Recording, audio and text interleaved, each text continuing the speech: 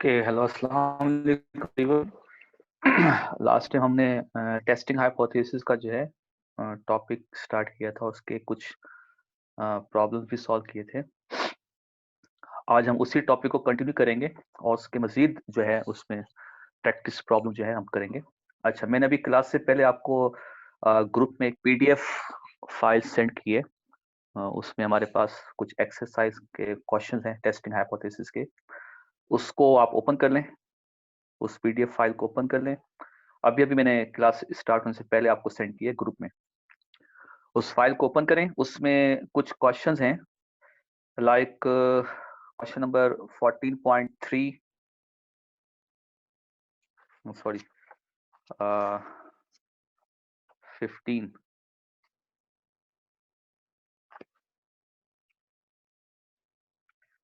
16.2, problem number 16.2 होगा starting में। तो ये आप खुद कर सकते हैं, ठीक है। ये प्रॉब्लम आप खुद कर सकते हैं और आई थिंक मैंने पता नहीं आपसे करवाया या नहीं करवाया, वो आप देख लीजिएगा। 16.3 इसको देखते हैं, ठीक है। 16.2 मेरे ख्याल में मैंने आपको क्लास में करवा दिया था, उसको आप चेक कर लीजिएगा। और अगर नहीं करवाया तो आप खुद इसकी प्रैक्टिस कर लीजिएगा। इसमें नल हाइपोथेसिस भी गिवन है, ऑल्टरनेट हाइपोथेसिस भी गिवन है, ठीक है। इस प्रॉब्लम को आप खुद कर सकते हैं 16.2 को, या मैंने सॉल्व करवाया उसको आप देख लीजिए, मुझे भी याद नहीं है। हम आते हैं 16.3 पर। 16.3 में कह रहा है a machine is set to produce nails with mean length of 5 centimeter. Samples are tested from time to time as a check to see whether the machine is operating properly. A random sample of 50 nails give x bar is equal to 5.1 centimeter and small s is equal to 0.2 centimeter. At 0.01 level of significance, is the machine is operating properly.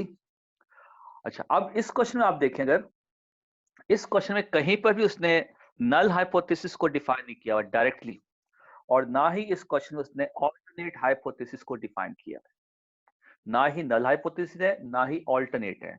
अब ये दोनों, जैसे हमारा testing hypothesis का first step है, हमने तो first of all पहला स्टेप कंप्लीट करना है ना, नल और ऑल्टरनेट हाइपोथेसिस को डिसाइड करना है। तो 16.3 में देखें, अगर इसको वर्बली डिस्कस करें, तो इसमें कोई नल हाइपोथेसिस को डायरेक्टली डिफाइन नहीं किया हुआ और ऑल्टरनेट हाइपोथेसिस को डायरेक्टली डिफाइन नहीं किया हुआ। अब सब केस हमारे ऊपर है, मतलब हम अगेंस्ट ऑल्टरनेट को क्या लेट करते हैं, अब ये सारा काम हमें खुद करना है।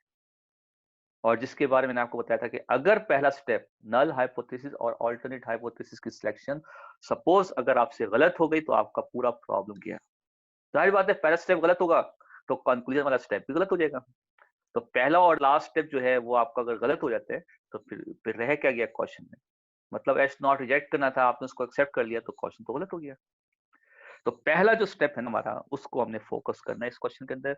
इस क्वेश्चन में फर्स्ट ऑफ ऑल ये देखें कि आपको कहा क्या गया, मतलब क्या चीज टेस्ट करनी है। उसने ये कहा है कि machine is operating properly, is the machine operating properly. अच्छा, मशीन प्रॉपरली ऑपरेट कब करेगी, मतलब अब हम क्वेश्चन को देखते हैं, क्वेश्चन को पढ़ के हम डिसाइड करते हैं मशीन प्रॉपरली ऑपरेट कब करेगी, जब मशीन 5 सेंटीमीटर के लेंथ के जो है नेल प्रोड्यूस कर रही है, ठीक है।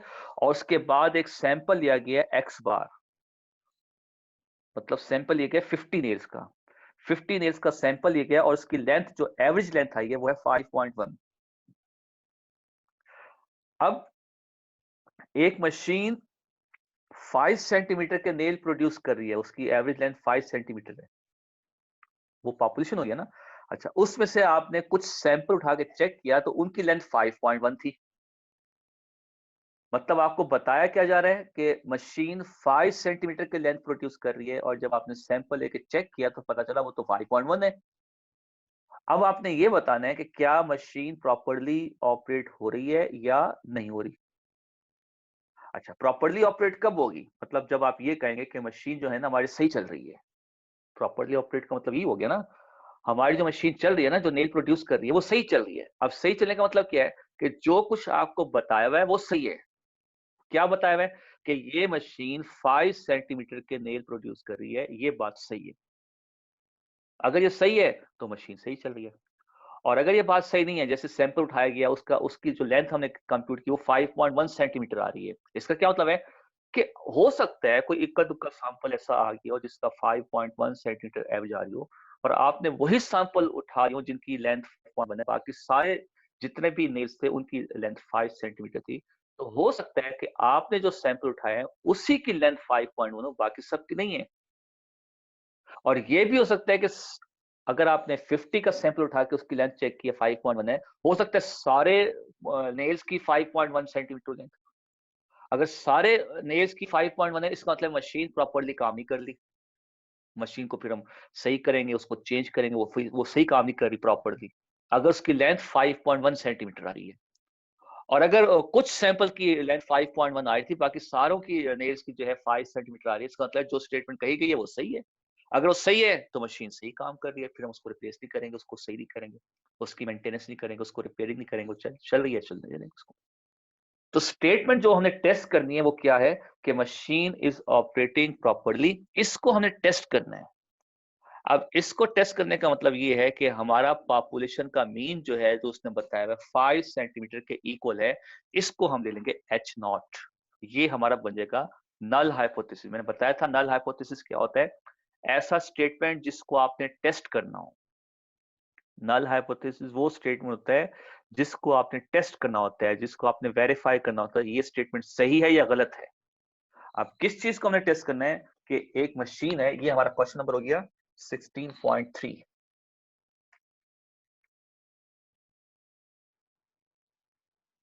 तो टेस्टिंग हाइपोथेसिस हमने इसको करें तो हम फर्स्ट स्टेप में आए थे, null hypothesis and alternate hypothesis.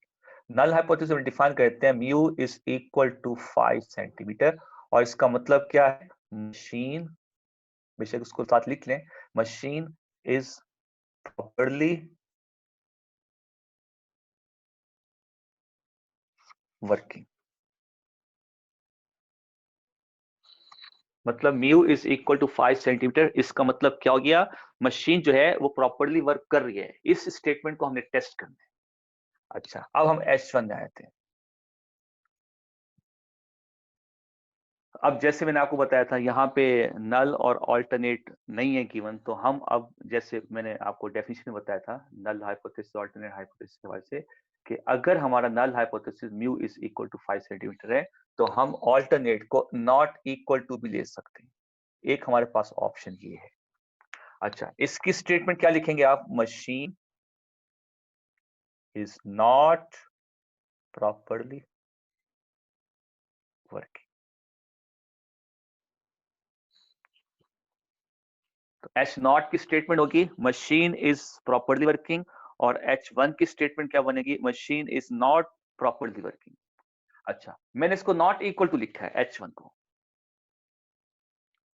अब नॉट इक्वल टू के केस में हमने जैसे लास्ट टाइम क्वेश्चन सॉल्व किए थे, इस केस में हम टू टेल टेस्ट अप्लाई करेंगे यहाँ पर। अच्छा, क्योंकि ऑल्टरनेट और नल हाइपोथेसिस हमारे पास क्वेश्चन में गिवन नहीं है, ठीक है, तो हम यहाँ पे वन टेल टेस्ट भी अप्लाई कर सकते हैं। हम जरूरी नहीं कि टू टेल टेस्ट इस क्वेश्चन को सॉल्व करें, हम यहाँ पे वन टेल टेस्ट भी अप्लाई कर सकते हैं। अच्छा, अगर वन टेल टेस्ट अप्लाई करेंगे तो फिर वो कौन सा अप्लाई करेंगे, मतलब लेफ्ट साइड वाला या राइट साइड। अब ये भी तो डिसाइड करना ना। अगर आप क्वेश्चन को टू टेल करते हैं, इट्स ओके, आप इस क्वेश्चन को लेके आगे चलिए। कोई स्टूडेंट ये कहता है कि नहीं सर, मैं इसको टू टेल टेस्ट नहीं करता, मैं इसको वन टेल टेस्ट से करता हूँ। मेरे पास ऑप्शन है ऑल्टरनेट डिफाइन करने का।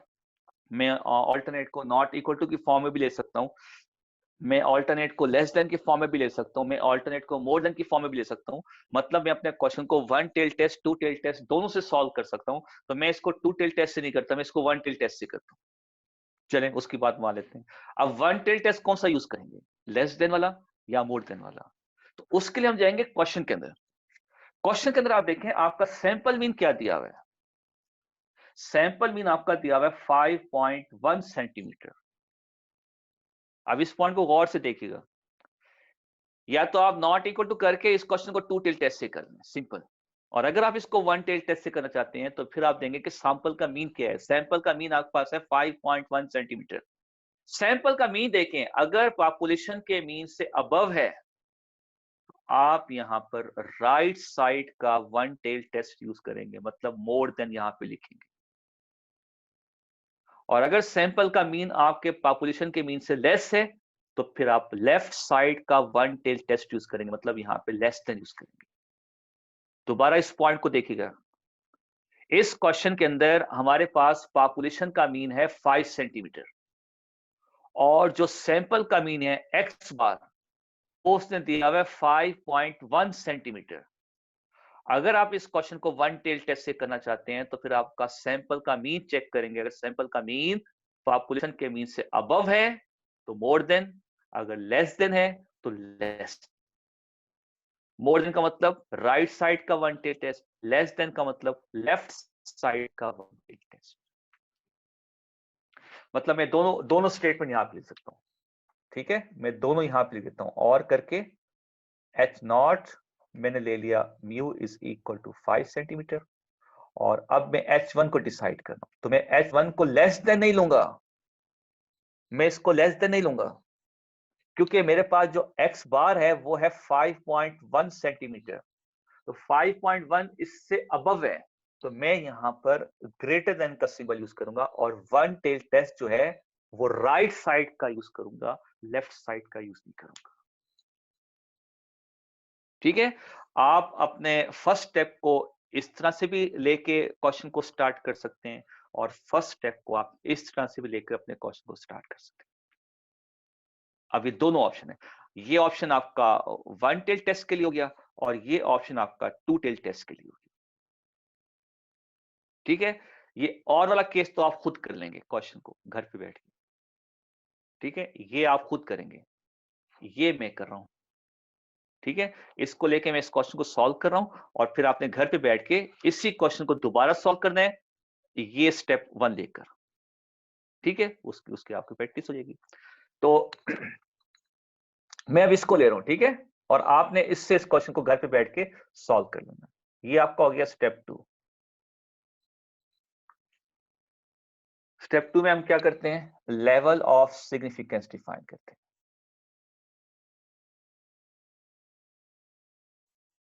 लेवल ऑफ सिग्निफिकेंस क्वेश्चन को पढ़ के आप डिसाइड करें। लेवल ऑफ सिग्निफिकेंस आपको क्या दिया हुआ है 16.3 के अंदर, दैट इज 0.01। 0.01 का मतलब होता है 1%। क्वेश्चन में दिया हुआ है, ठीक है, एज इट इज हमने ले लिया। स्टेप 3 की तरफ आएंगे,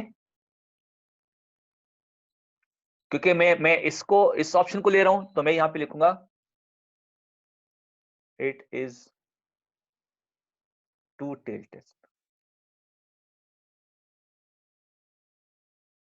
क्योंकि मैं ये ऑप्शन ले रहा हूं तो मैं टू टेल टेस्ट लिखूंगा।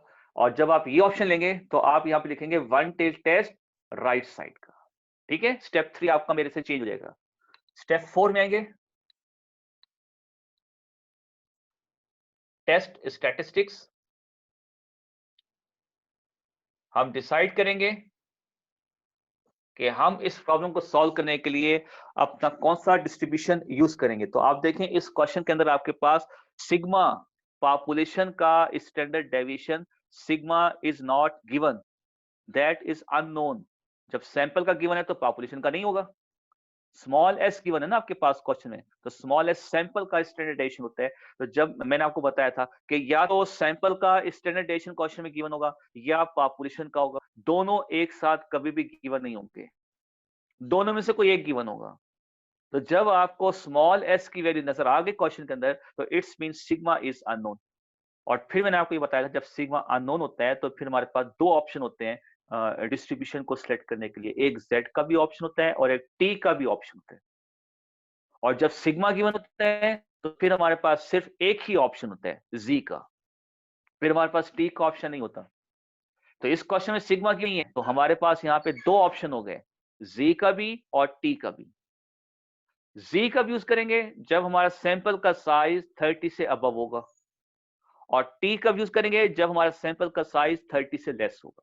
अब इस क्वेश्चन के अंदर उसने सैंपल कितना लिया, 15 एल्स का, 15 एल्स का सैंपल लिया है। तो फिर इसका क्या मतलब हुआ कि हमारे पास सैंपल का साइज 30 से अबव है, तो हम यहाँ पे जी डिस्ट्रीब्यूशन यूज करें।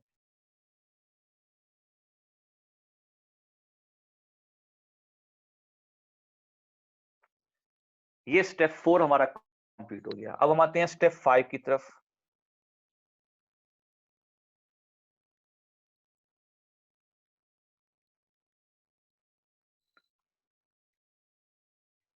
स्टेप 5 में हम क्या काम करते हैं, सारा अपना कैलकुलेशन का काम करते हैं। तो अब हम अपने क्वेश्चन के अंदर से डाटा पिक करेंगे। एन हमारे पास 50 है, एक्स बार हमारे पास 5.1 सेंटीमीटर है, म्यू हमारे पास 5 सेंटीमीटर है, स्मॉल एस हमारे पास है दैट इज 0.2 सेंटीमीटर। ठीक है, अब आप इस सारी वैल्यूज को उठाकर z कैलकुलेटेड फॉर्मूले पुट कर दें और z की कैलकुलेटेड वैल्यू कंप्यूट कर दें upon small s divide by n। इसको सॉल्व कर लें, ये आपके पास z कैलकुलेटेड वैल्यू आ जाएगी आपके पास। जी, इसको हम सॉल्व कर लेते हैं। 5.1 माइनस 5 ये 0.1 हो गया। 0.1 इंटू 50 का स्क्वायर रूट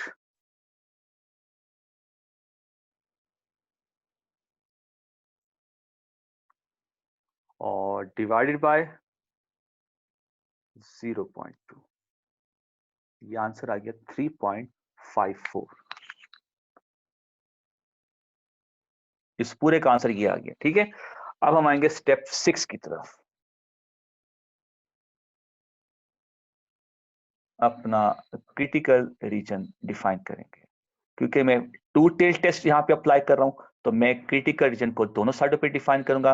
और जब आप ये क्वेश्चन घर पे बैठ के सॉल्व करेंगे वन टेल टेस्ट के साथ फॉर राइट साइड, तो फिर आप रिजेक्शन रीजन सिर्फ यहाँ पे डिफाइन करेंगे, यहाँ पे डिफाइन करेंगे। ठीक है, अब हमने इन दो पॉइंट्स को बताना है z टेबुलर वैल्यू और यहाँ पे भी z tabular value. Okay, alpha था हमारे पास 0.01, यहां से हम निकाल लेते हैं अल्फा बाय 2, क्योंकि टू टेल टेस्ट में हम अल्फा को दो हिस्सों में डिवाइड करके लेफ्ट साइड पे भी डिफाइन करते हैं, राइट साइड पे भी डिफाइन करते हैं। तो 0.01 डिवाइडेड बाय 2 कर दें, ये आंसर आपके पास आ जाएगा 0.00500। और वन टेल टेस्ट के लिए आप अल्फा को 2 से डिवाइड नहीं करेंगे, वन टेल टेस्ट में आप एज इट इज इसको यहां पे पुट करें। ठीक है, ओके, अब हमारा अल्फा बाय 2 हो गया 0.00500। अब हम जाएंगे टेबल में, टेबल में जाकर 0.00500 इसको चेक करेंगे जी, और चेक करेंगे कि ये हमारे पास z के कौन से पॉइंट पे आ रहे हैं। जी, अब आप अपने टेबल ओपन कर लें, मैं भी टेबल ओपन कर लेता हूं, मैं भी चेक करता हूं इस पॉइंट को, आप भी चेक करें इस पॉइंट को कि z के किस पॉइंट के ऊपर हमारे पास ये वाला एरिया बन रहा है 0.00500। एग्जैक्ट भी हो सकता है या इसका नियरेस्ट भी हो सकता है। तो टेबल ओपन कर लें और मैं भी चेक करता हूं, आप भी चेक करें।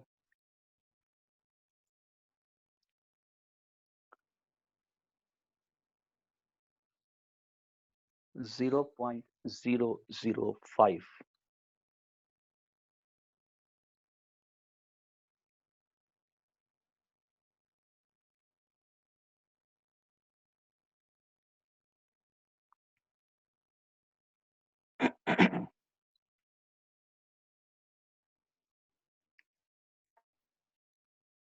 जो मेरे पास नियरेस्ट फिगर आ रहा है 0.005 का, वो है -2.61।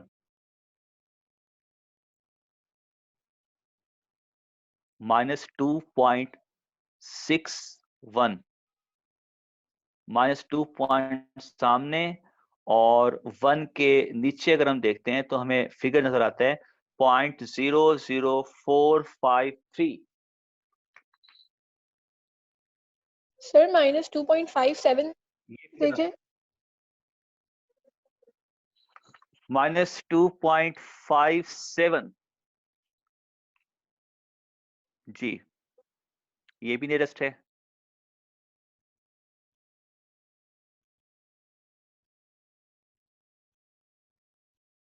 यहाँ 8 का डिफरेंस आ रहा है, वहां पर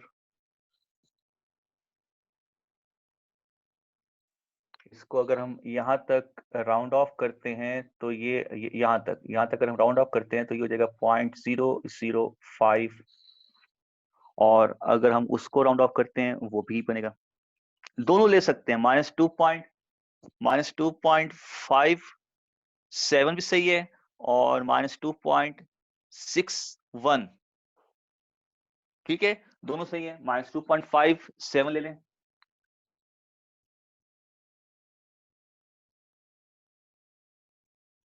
ये उस पे एरिया आ रहा है, ठीक है, इसको ले लें, इसको पिक कर लें। -2.57 नेगेटिव को लेफ्ट साइड पे लिखेंगे और इसी का साइन चेंज करके पॉजिटिव राइट साइड पे ले लेंगे। That is equal to -2.57 and +2.57। इसी पॉइंट को जब लेफ्ट साइड पे लेंगे तो नेगेटिव साइन के साथ, इसी पॉइंट को जब राइट साइड पे लेंगे तो पॉजिटिव साइन के साथ, तो हमारे पास z की टेबुलर वैल्यू आ गई, that is equal to 2.57।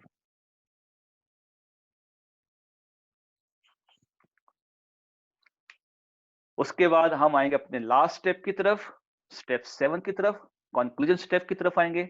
Now we will check that 3.54 जो है वो 2.57 से अबव आ रही है या बिलो आएगी, क्योंकि बिलो पे एक्सेप्टेंस है और अबव पे रिजेक्शन है। और मैंने कहा था कि अगर ये पॉजिटिव है तो उसको पॉजिटिव से कंपेयर करेंगे, और अगर यहाँ पे नेगेटिव का साइन होता तो हम उसको नेगेटिव के साइन के साथ कंपेयर करते। हमारा आंसर z कैलकुलेटेड का पॉजिटिव आ रहा है तो हम इसको पॉजिटिव पॉइंट के साथ इसको कंपेयर करेंगे।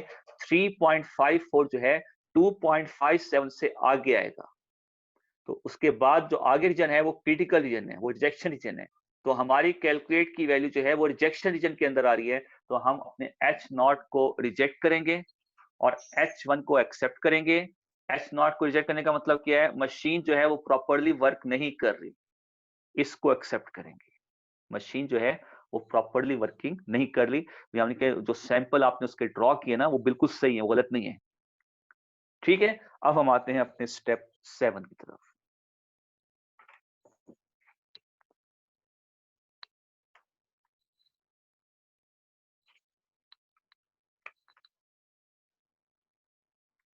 स्टेप 7 हमारा कंक्लूजन का होता है। Since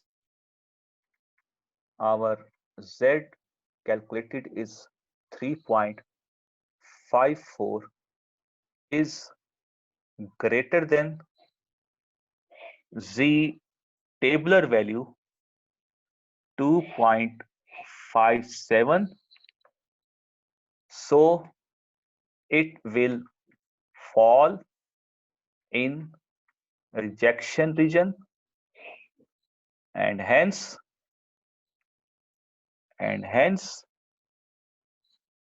we reject H0 and accept H1, आगे भी बेशक लिखते हैं, and concluded that machine is not properly working.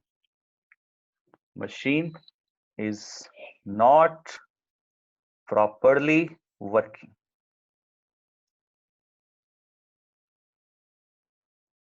ये आपका आ गया पूरा कंक्लूजन कि आपने कौन सा हाइपोथेसिस एक्सेप्ट किया, कौन सा रिजेक्ट किया, और जो एक्सेप्ट किया है वो क्या डिफाइन कर रहा है उसको भी आपने लिख दिया।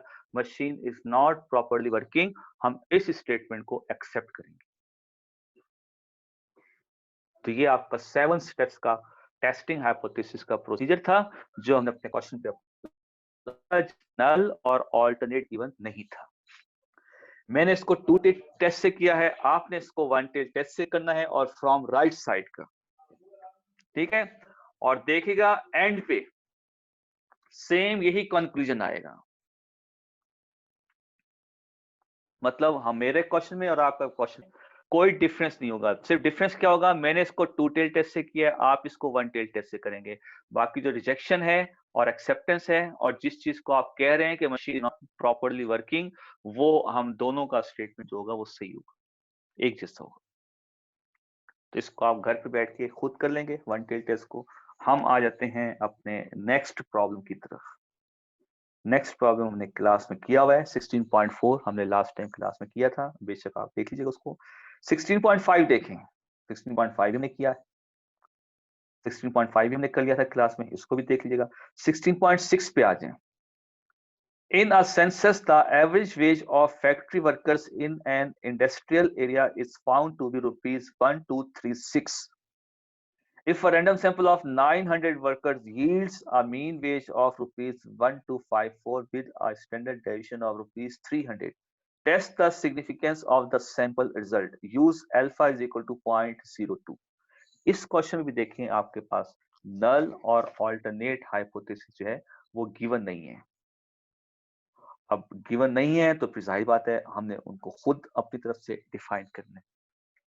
अब खुद डिफाइन करना है तो फिर हम उसको पहले तो ये डिसाइड कर लेंगे हम अपने प्रॉब्लम को 1 टेल टेस्ट से करेंगे या 2 टेल टेस्ट से करेंगे। ठीक है, अगर 2 टेल टेस्ट से करेंगे तो हमारा ऑल्टरनेट तो नॉट इक्वल टू की फॉर्म में आएगा, और अगर हम उसको 1 टेल टेस्ट से करेंगे तो फिर हम क्वेश्चन को देखकर डिसाइड करेंगे कि 1 tail test from left side या फ्रॉम राइट साइड, हम चेक करेंगे। ठीक है, इसका स्क्रीनशॉट, उसके बाद हम आते हैं नेक्स्ट क्वेश्चन की तरफ। हमारा टाइम भी एंड होने वाला है फर्स्ट सेशन का।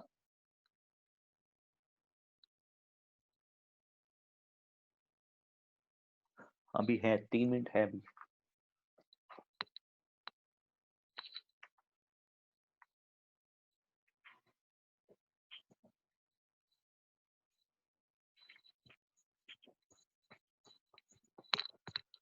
ओके जी, ये प्रॉब्लम है हमारा 16.6।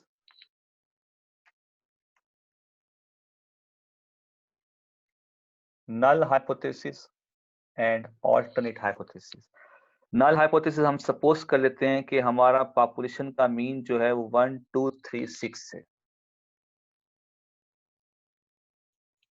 और हम ऑल्टरनेट में 1 टेल टेस्ट यूज करते हैं। तो 1 टेल टेस्ट के लिए अब हम सैंपल का मीन देखेंगे। सैंपल का मीन है 1254, 1254 इससे अबव। तो हम यहाँ पे 1 टेल टेस्ट यूज करते हैं फॉर मोर देन का। ओके, 1254 जो है हमारे पास पॉपुलेशन के मीन से अबव है, इसलिए हम यहाँ पे 1 टेल टेस्ट यूज करेंगे फॉर राइट साइड का। ठीक है, इसलिए यहाँ पे ग्रेटर देन लिखेंगे, लेस देन नहीं लिखेंगे। स्टेप 2 की तरफ आएंगे।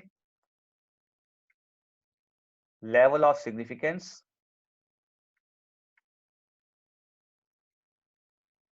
अल्फा। अल्फा उसने आपको दिया हुआ है 0.02। स्टेप 3 की तरफ आएंगे, टेस्ट स्टैटिस्टिक्स। तो पॉपुलेशन का स्टैंडर्ड डेविएशन, ओके, ये 1 tail test, it is 1 tail test.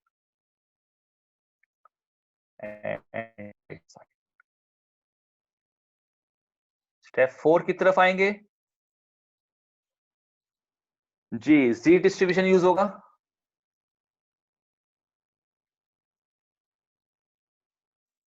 Sigma is unknown and sample size is more than 30। तो हम यहाँ पे जो है जी टेबल यूज करेंगे, जी डिस्ट्रीब्यूशन यूज करेंगे। स्टेप 4 की तरफ आएंगे, स्टेप 5 की तरफ आएंगे। स्टेप 5 में हमने सारा कैलकुलेशन का काम करना है। हमारे पास गिवन क्या है डाटा के अंदर? डाटा के अंदर हमारे पास पॉपुलेशन का मीन है 1236, सैंपल का मीन है 1254, सैंपल का साइज लिया हुआ है 900, सैंपल का स्टैंडर्ड डेविएशन लिया हुआ है 300।